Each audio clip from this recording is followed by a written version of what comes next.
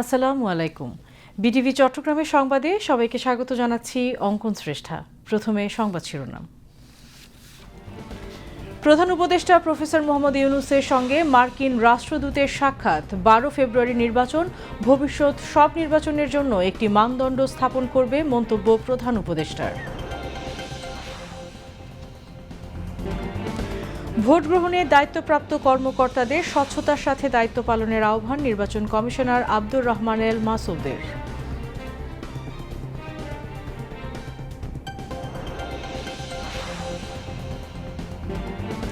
কর্মসংস্থানের ব্যবস্থা করে তরুণ সমাজকে শক্তিশালী করতে চায় জামায়াতে ইসলামী, বললেন ডক্টর শফিকুর রহমান।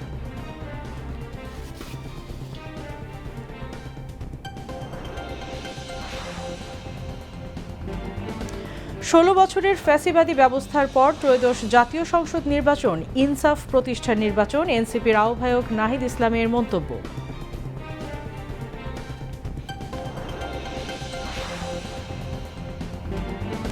নানা আয়োজনে সারা দেশে উদযাপিত হচ্ছে হিন্দু সম্প্রদায়ের অন্যতম ধর্মীয় উৎসব সরস্বতী পূজা।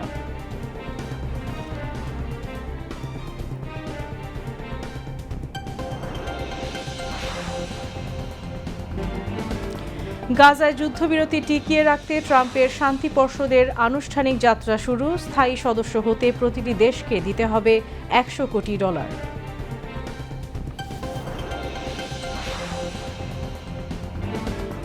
এবং বিপিএল-এর ফাইনালে রাজশাহী ওয়ারিয়র্সের মুখোমুখি চট্টগ্রাম রয়্যালস।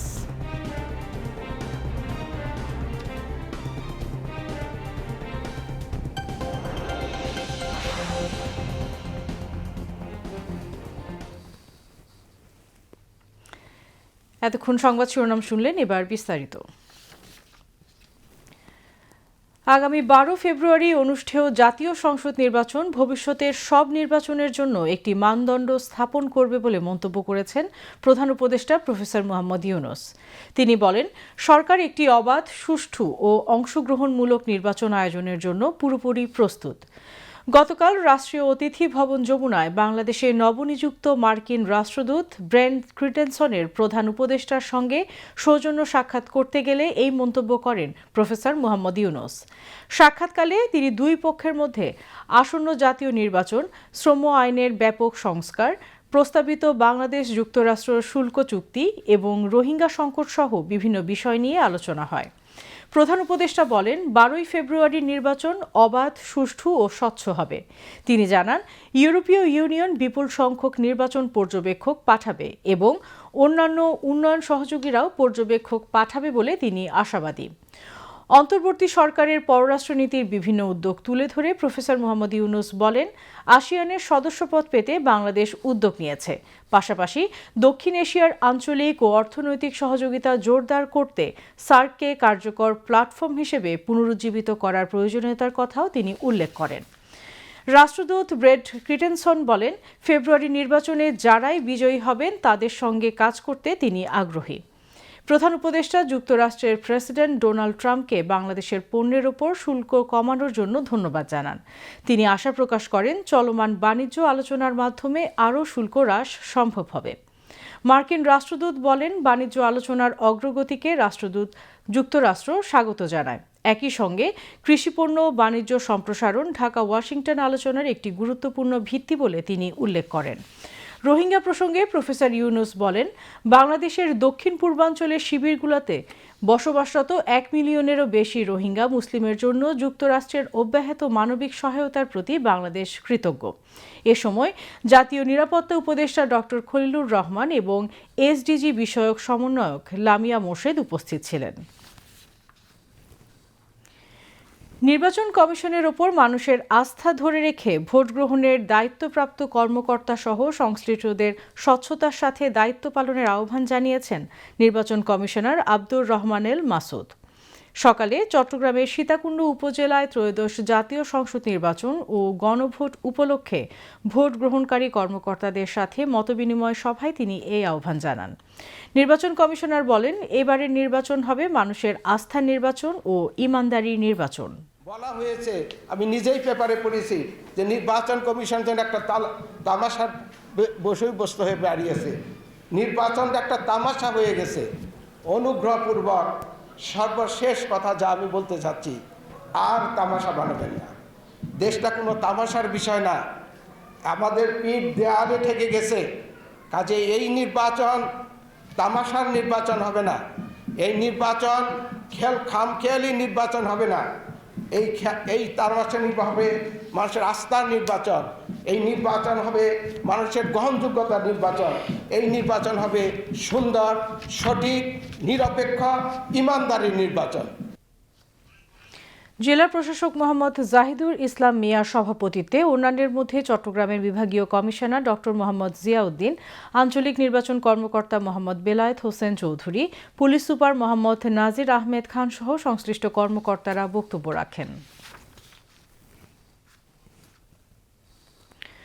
মাদক, সন্ত্রাস ও চাঁদাবাজ মুক্ত বাংলাদেশ গড়তে 10 দলীয় জোটের নেতাকর্মীদের ঐক্যবদ্ধভাবে কাজ করার আহ্বান জানিয়েছেন বাংলাদেশ জামায়াতে ইসলামীর আমির ডক্টর শফিকুর রহমান।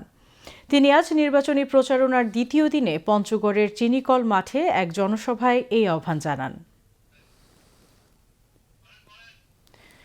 দেশের সাধারণ মানুষকে কোনো কার্ড প্রদান বা বেকারদের ভাতা নয়, বরং বেকার যুবক যুবতীদের দক্ষ জনশক্তি হিসেবে গড়ে তুলে হাতে কাজ তুলে দেওয়ার দৃঢ় প্রত্যয় ব্যক্ত করেন জামায়াতের আমির। দেশকে এগিয়ে নিতে নারী পুরুষ সহ জাতি ধর্ম বর্ণ নির্বিশেষে সবাইকে নিয়ে কাঁধে কাঁধ মিলিয়ে কাজ করার আশাবাদ ব্যক্ত করেন তিনি। অতীতের মতো ক্ষমতায় গিয়ে দেশের মালিক বনে না গিয়ে 10 দলীয় জোট দেশের সেবক হিসেবে কাজ করবে বলে প্রতিশ্রুতি দেন ডক্টর শফিকুর রহমান। তাহলে কি করবেন? কি করবেন? রুখে দিতে হবে। যুবকরা, কাজ শেষ হয়নি, কেবল শুরু হয়েছে। এই দেশ থেকে বৈষম্য, অবিচার, দুর্নীতি, চাঁদাবাজি, দখলদারি, স্বৈরতন্ত্র বিদায় নিয়ে ন্যায় এবং ইনসাফ ভিত্তিক আধিপত্যবাদ মুক্ত, দুর্নীতি মুক্ত, দুঃশাসন মুক্ত মানবিক বাংলাদেশ সৃষ্টি না হওয়া পর্যন্ত আমাদের লড়াই অব্যাহত থাকবে। আমরা থামবো না, আমাদেরকে কেউ থামাতে পারবে না ইনশাআল্লাহ।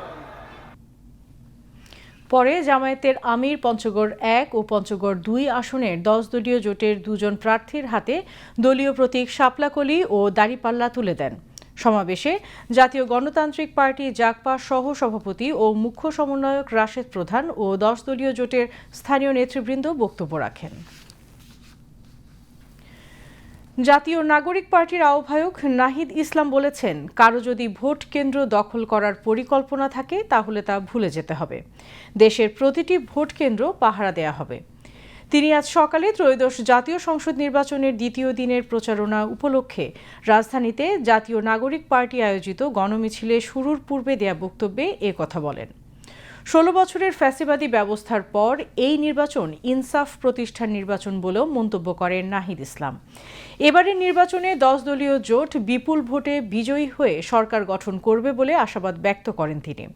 গণমিছিলে জাতীয় নাগরিক পার্টির কেন্দ্রীয় ও স্থানীয় নেতৃবৃন্দ উপস্থিত ছিলেন। এই নির্বাচনকে সফল করতে হলে, এই নির্বাচনের মাধ্যমে বাংলাদেশকে এগিয়ে নিয়ে যেতে হলে 10 দলীয় নির্বাচনী ঐক্যকে বিজয়ী করা ছাড়া কোনো বিকল্প নেই। এবারের নির্বাচনে অংশগ্রহণ করছি। এবারের নির্বাচন ক্ষমতা কাঠামো পরিবর্তনের নির্বাচন, দেশ সংস্কারের নির্বাচন।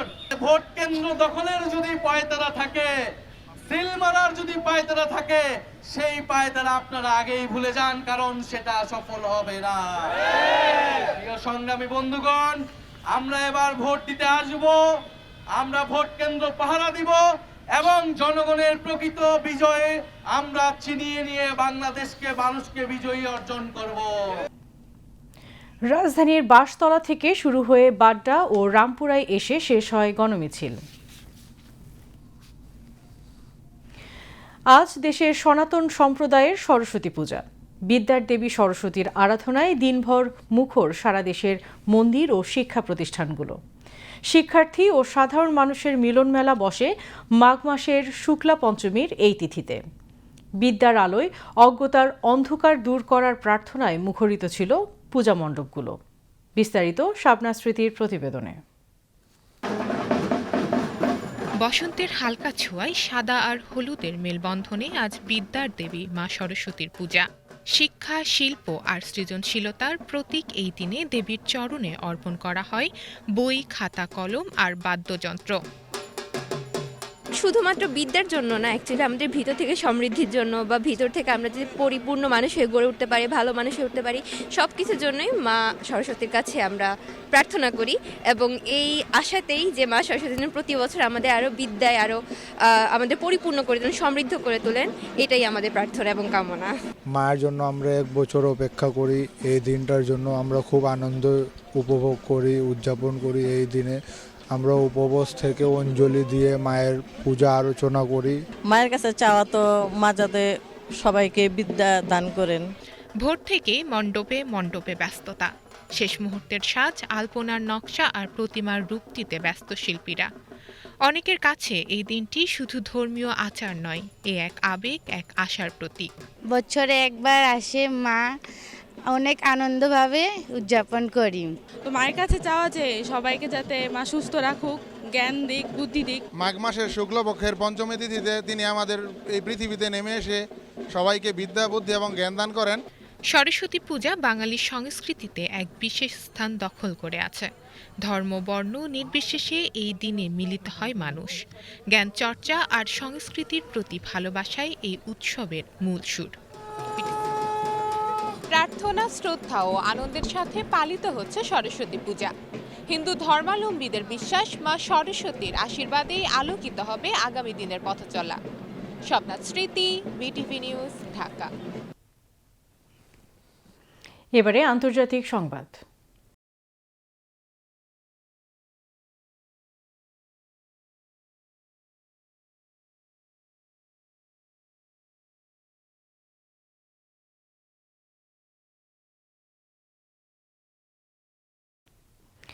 ফিলিস্তিনের গাজায় যুদ্ধবিরতি টিকিয়ে রাখতে বোর্ড অফ পিস নামে নতুন আন্তর্জাতিক উদ্যোগ চালু করেছেন মার্কিন প্রেসিডেন্ট ডোনাল্ড ট্রাম্প।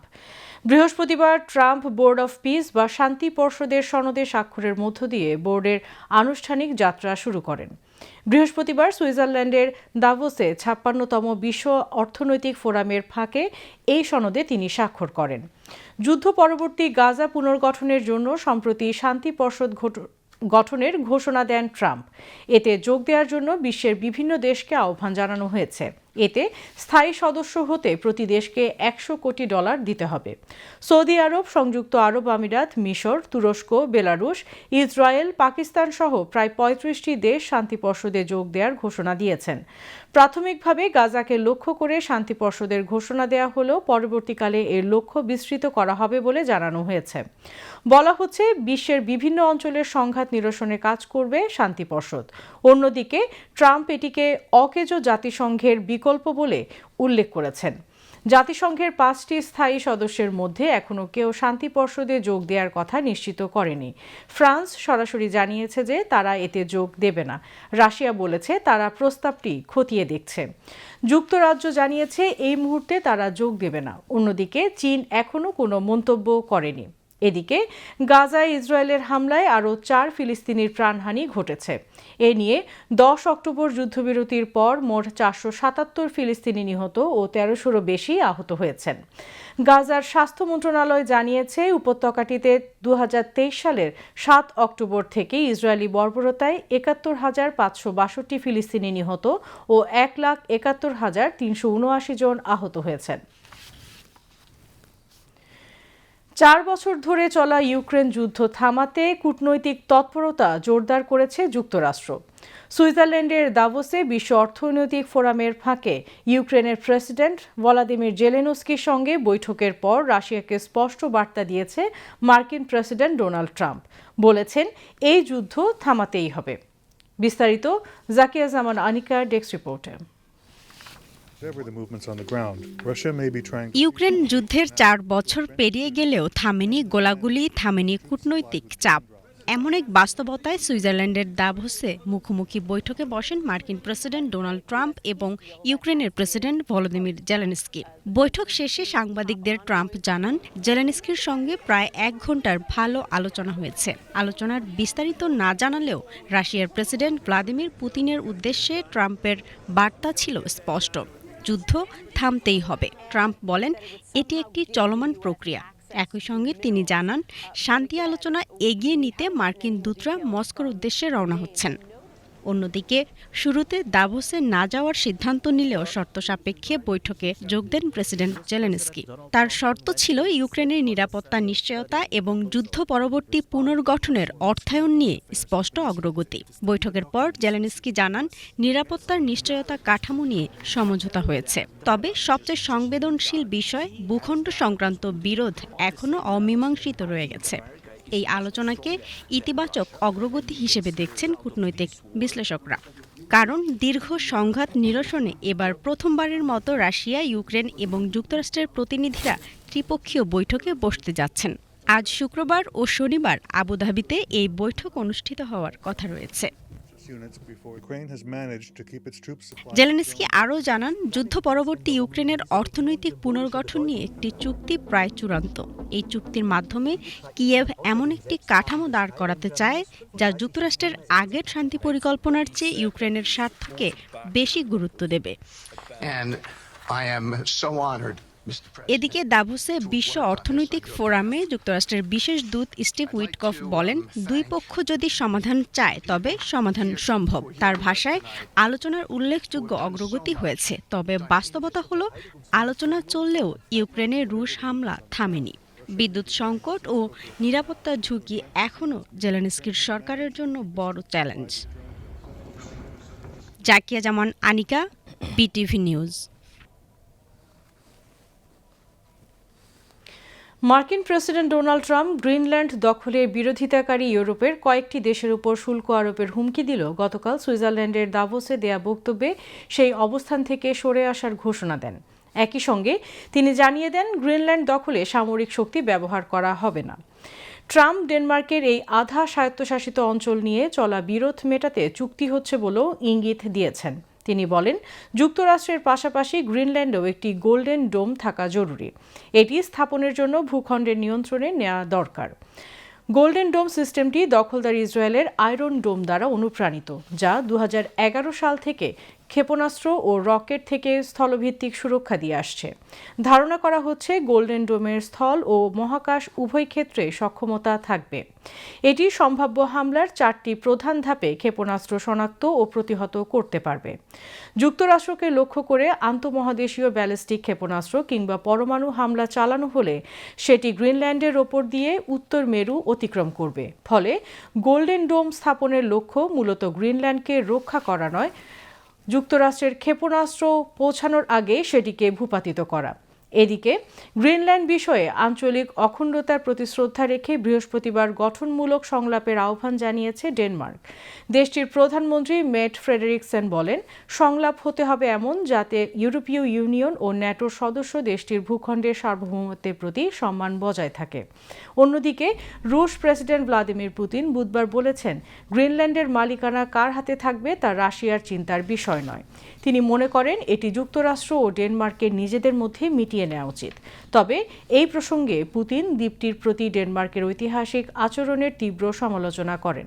এদিকে সুইজারল্যান্ডের দাভোসে বিশ্ব আন্তর্জাতিক অর্থনৈতিক ফোরামের ভাষণের পর নিজেকেই স্বৈরশাসক আখ্যা দিয়েছেন যুক্তরাষ্ট্রের প্রেসিডেন্ট ডোনাল্ড ট্রাম্প। তিনি বলেছেন, কখনো কখনো একজন স্বৈরশাসকের প্রয়োজন হয়। এমন মন্তব্যের পাশাপাশি গ্রিনল্যান্ড, কানাডা ও ইউরোপ নিয়ে তার বক্তব্য আন্তর্জাতিক অঙ্গনে নতুন করে আলোচনার জন্ম দিয়েছে। আবারও দেশের খবর। ত্রয়োদশ জাতীয় সংসদ নির্বাচনের প্রচারণার দ্বিতীয় দিনে চট্টগ্রামে বিরাজ করছে উৎসবের আমেজ। প্রার্থী ও ভোটারদের মাঝে সৃষ্টি হয়েছে ব্যাপক উৎসাহ উদ্দীপনা। বিকেলে চট্টগ্রাম নগরের জিসি মোড়, লালখান বাজার, দেওয়ানহাট সহ বিভিন্ন এলাকায় প্রচারণা করেন প্রার্থীরা। নগরীর লালখান বাজার ওয়ার্ডের কুসুমবাগ আবাসিক এলাকায় গণসংযোগ করেন চট্টগ্রাম 10 আসনের বিএনপির প্রার্থী সাইদ আল নোমান। নগরীর ২ নম্বর গেট, জিএসি মোড় এবং গোলপাহাড় এলাকায় গণসংযোগ করেন চট্টগ্রাম ৯ আসনের জামায়াতে ইসলামীর প্রার্থী ডাক্তার এ.কে.এম. ফজলুল হক। এছাড়া চট্টগ্রাম ৯ আসনের বিএনপি দলীয় প্রার্থী আবু সুফিয়ান নগরীর ধনিয়ালা পাড়া, বায়তুশ শরীফ মাদ্রাসা সংলগ্ন এলাকায় গণসংযোগ করেন। ইট পাথরের নগরীতে সবুজ বৃক্ষ ও ফুল অনেকটা হারিয়ে যেতে বসেছে। নগর জীবনের যান্ত্রিকতার মাঝে আজ নাসিরাবাদ সরকারি বালক উচ্চ বিদ্যালয়ে বসে এক বৈচিত্র্যময় ফুলের মেলা। দৃষ্টিনন্দন বাগানবিলাস ফুলের সৌন্দর্যে বিমোহিত হন দর্শনার্থীরা। বিস্তারিত ডেস্ক রিপোর্টে। রঙিন ক্যানভাসে বাগানবিলাস যেন এক অনিন্দ্য সুন্দর তুলির আঁচড়। বাগানবিলাস একটি জনপ্রিয় শোভাবর্ধক লতানো ফুল গাছ। বৈজ্ঞানিকভাবে এটি বোগেনভিলা নামে পরিচিত। উজ্জ্বল গোলাপি, বেগুনি, লাল, সাদা কিংবা কমলা রঙের ফুল দিয়ে এই গাছ প্রকৃতিকে সাজিয়ে তোলে। ইউরোপীয় নাবিক ও উদ্ভিদবিদদের মাধ্যমে এই গাছ দক্ষিণ আমেরিকা থেকে এশিয়া ও আফ্রিকায় ছড়িয়ে পড়ে। 1800 শতকে ফরাসি নৌ অফিসার লুই আন্তোন দা বুগাভিলের নাম অনুসারে এই নাম রাখা হয় বোগেনভিলা। এই বাগানভিলা পুরো দেশে, বাংলাদেশে অনেক বেশি মাত্রায় জনপ্রিয়তা পাচ্ছে। আমাদের চট্টগ্রামে এই প্রথম শুধু একটা গাছের উপর এই প্রথম একটা মেলা হচ্ছে। বাগানবিলাসে রয়েছে অসংখ্য প্রজাতি। এর মধ্যে জনপ্রিয় কয়েকটি হল গোলাপি বাগানবিলাস, সাদা বাগানবিলাস, লাল ও বেগুনি, হলুদ ও কমলা জাতের বাগানবিলাস। প্রতিটি প্রজাতির রং ও সৌন্দর্যে আলাদা বৈশিষ্ট্যের অধিকারী।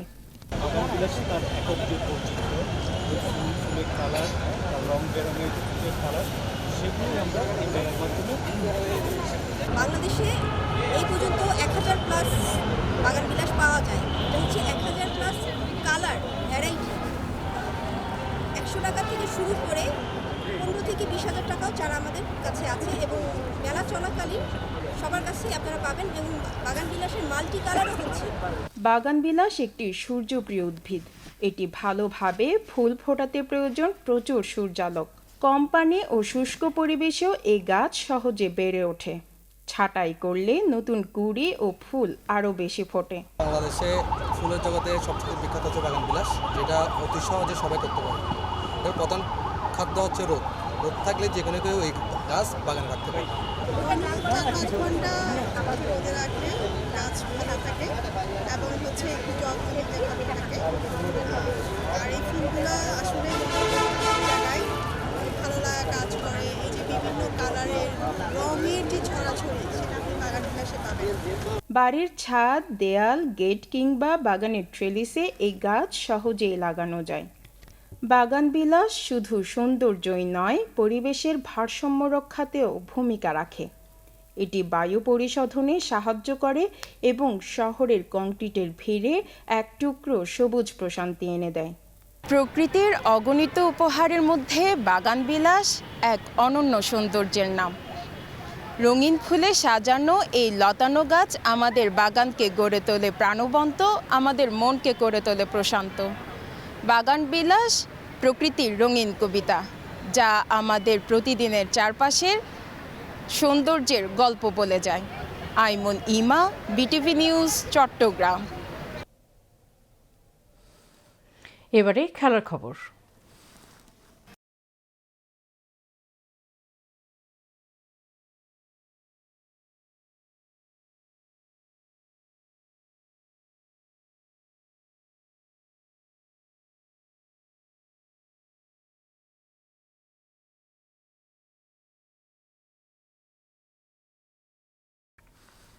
ক্রিকেট।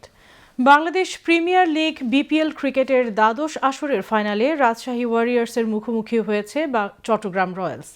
রাজধানীর মিরপুর শেরে বাংলা জাতীয় ক্রিকেট স্টেডিয়ামে শিরোপা নির্ধারণী ম্যাচটি শুরু হয় সন্ধ্যা 6টায়। টস জিতে রাজশাহী ওয়ারিয়র্সকে ব্যাটিংয়ে পাঠান চট্টগ্রাম রয়্যালসের অধিনায়ক মেহেদী হাসান। লিগ পর্বে পয়েন্ট টেবিলের শীর্ষ দুই দল ছিল রাজশাহী ও চট্টগ্রাম। 10 ম্যাচ খেলে 16 পয়েন্ট নিয়ে টেবিলের শীর্ষে থেকে প্লে অফে উঠে আসে রাজশাহী। সমান সংখ্যক ম্যাচ খেলে 12 পয়েন্ট নিয়ে টেবিলের দ্বিতীয় স্থানে থাকায় প্লে অফে টিকিট পায় চট্টগ্রাম। প্লে অফে প্রথম কোয়ালিফায়ারের মুখোমুখি হয় রাজশাহী ও চট্টগ্রাম। ওই ম্যাচে 6 উইকেটের জয়ে ফাইনালে নাম লেখায় চট্টগ্রাম। প্রথম কোয়ালিফায়ারে হেরে গেলেও ফাইনাল খেলার সুযোগ ছিল রাজশাহীর। দ্বিতীয় কোয়ালিফায়ারে সিলেট টাইটান্সকে 12 রানে হারিয়ে ফাইনালে জায়গা করে নেয় তারা। এর আগে লিগ পর্বে দুবার দেখা হয়েছে রাজশাহী ও চট্টগ্রামের। প্রথম দেখায় 2 উইকেটে জয় পায় চট্টগ্রাম। ফিরতি ম্যাচে 3 উইকেটে জয় নিয়ে মাঠ ছাড়ে রাজশাহী। লিগ পর্ব ও কোয়ালিফায়ার মিলিয়ে রাজশাহীর বিপক্ষে 3 বারের দেখায় 2 বার জয় পেয়েছে চট্টগ্রাম। রাজশাহীর বিপক্ষে এগিয়ে থেকে ফাইনালে খেলতে নেমেছে চট্টগ্রাম। ফুটসাল। প্রথম সাফ নারী ফুটসালে চ্যাম্পিয়ন হওয়ার পথে আরেক ধাপ এগিয়ে গেল বাংলাদেশ। আজ থাইল্যান্ডের ব্যাংককে নিজেদের পঞ্চম ম্যাচে 9-1 গোলে পাকিস্তানকে উড়িয়ে দিয়েছেন সাবিনা কৃষ্ণারা। টুর্নামেন্টে বাংলাদেশের এটি চতুর্থ জয়। 5 ম্যাচে 13 পয়েন্ট নিয়ে বাংলাদেশ সবার উপরে। বাংলাদেশ শেষ ম্যাচ খেলবে মালদ্বীপের বিপক্ষে রোববার। এই ম্যাচ জিতলেই বাংলাদেশ নারী ফুটসালে গড়বে আরেকটি ইতিহাস। পাকিস্তানের বিপক্ষে সাবিনা কৃষ্ণা, নীলা, নওশন জাহান দুর্দান্ত খেলেছেন। তাদের আক্রমণের সামনে পাকিস্তানের মেয়েরা ছিলেন অসহায়। প্রথমার্ধে 6-0 গোলে এগিয়ে থাকা বাংলাদেশের মেয়েরা দ্বিতীয়ার্ধে একটু আয়েশিভাবে খেলে মাত্র 3 গোল দিয়েছে এবং একটি হজম করেছে। বাংলাদেশের পক্ষে 4 গোল করেছেন অধিনায়ক সাবিনা খাতুন, জোড়া গোল করেছেন কৃষ্ণা রানী সরকার ও নওশিন জাহান, আরেক গোল করেন নীলা। এবারে আবহাওয়ার খবর।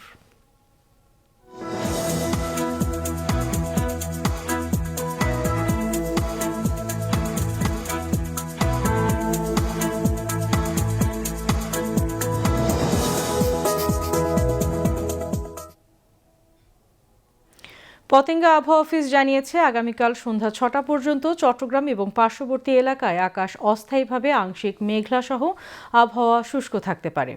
সেই সাথে শেষ রাত থেকে সকাল পর্যন্ত হালকা থেকে মাঝারি ধরনের কুয়াশা পড়তে পারে। রাতের তাপমাত্রা প্রায় অপরিবর্তিত থাকতে পারে এবং দিনের তাপমাত্রা সামান্য হ্রাস পেতে পারে। পরবর্তী 24 ঘন্টায় আবহাওয়ার সামান্য পরিবর্তনের সম্ভাবনা রয়েছে। নগরীতে আজ সর্বোচ্চ তাপমাত্রা ছিল 28 ডিগ্রি সেলসিয়াস, যা স্বাভাবিকের চেয়ে 2 ডিগ্রি বেশি, এবং সর্বনিম্ন তাপমাত্রা ছিল 15.5 ডিগ্রি সেলসিয়াস, যা স্বাভাবিকের চেয়ে 1.6 ডিগ্রি বেশি। আগামীকাল চট্টগ্রামে সূর্যোদয় 6টা 34 মিনিটে এবং সূর্যাস্ত 5টা 36 মিনিটে। এবার জানিয়ে দিচ্ছি কর্ণফুলী নদীতে আগামীকালে জোয়ার ভাটার সময়সূচি। ভাটা শুরু হবে ভোর 4টায়, জোয়ার সকাল 10টা 40 মিনিটে, পরবর্তী ভাটা শুরু হবে বিকেল 4টা 26 মিনিটে এবং জোয়ার শুরু হবে রাত 10টা 58 মিনিটে।